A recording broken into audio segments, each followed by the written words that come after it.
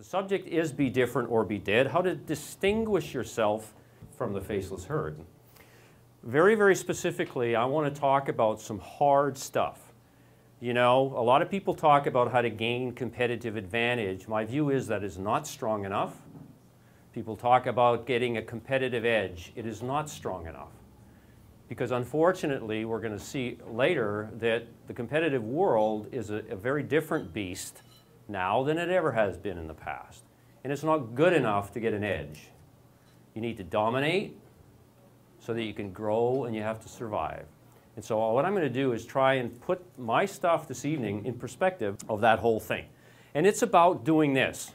It's not about providing good service. First of all, I don't know what that means. Not very specific, but it's all about creating uniqueness. It's all about distinction. It's all about remarkability. It's all about gasp-worthiness. All about gasp-worthiness, creating an organization or a capability that leaves people gasping for air. They're so delighted. Now, that's not a competitive edge.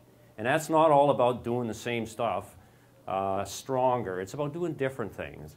It's about indispensability. It's about memorability, unforgettability, and devotion. And of course, all of these adjectives or adverbs are all about how we come across to customers.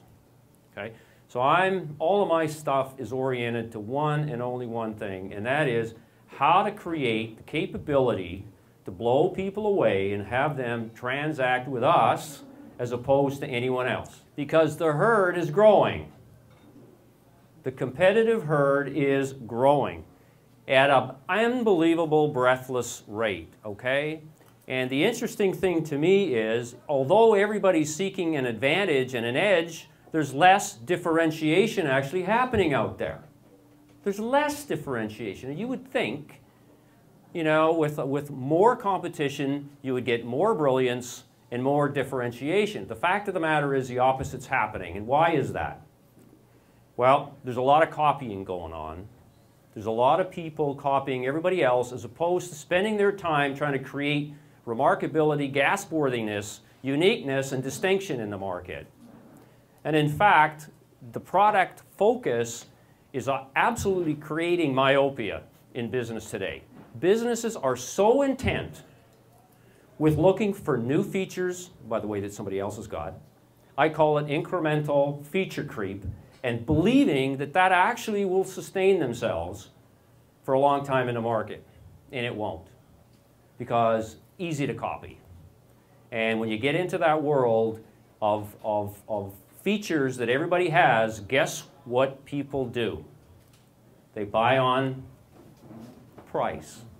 Is that a very nice place to be? It's a horrible place to be because margins get squeezed and it's easy to copy. So we had a whole bunch of this stuff going on. I'm going to talk a little bit about benchmarking. We all know about benchmarking, correct? We look for best in class and copy them. Why is that?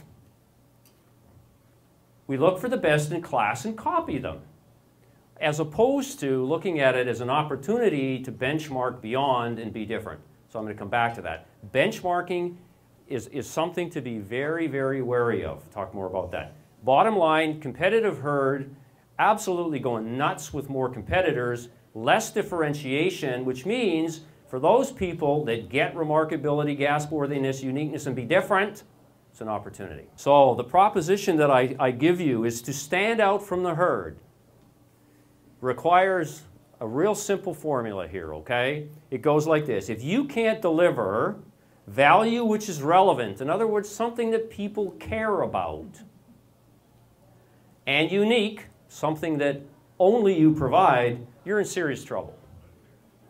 Because all that means is you're in the copying game, and unless you can scale your business like a Walmart, you're kind of in trouble. And it goes like this. If you're not remarkable, you're going to be ignored, and because you're common, and you'll be invisible.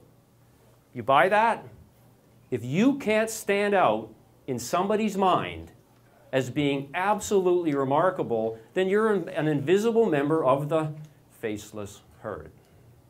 And therefore, with all the clutter going on out there, you won't get anybody's attention. And therefore, you won't attract them. And sooner or later, that's going to have a rather negative impact on your cash flow. And the end is in sight. If you're not different, you're dispensable. And in my world, if you're not different, you're dead, or you soon will be. Now, people tell me, gee, that's kind of an ominous statement. And I say, yeah, it is. You bet it's an ominous statement. I don't apologize for that. Because you know what? The consequences of not doing this is devastating. It's devastating to you as business people. It's devastating to your employees who depend on you. And it's devastating to your owners, whoever they may be. So yeah, it's tough language, and it's tough. But the benefits are unbelievable. Seth Godin, we all know Seth, right? He's the marketing guy. He's been my mentor for 100 years. And I chose this statement and this quote just because he agrees with me. And it goes like this: if you don't become indispensable merely because you're different. But the only way to be indispensable is to be different. So the notion of be different is a key strategic notion that can, in fact, be broken down into practical, doable things for us as business people. And that's what I'm going to show you today.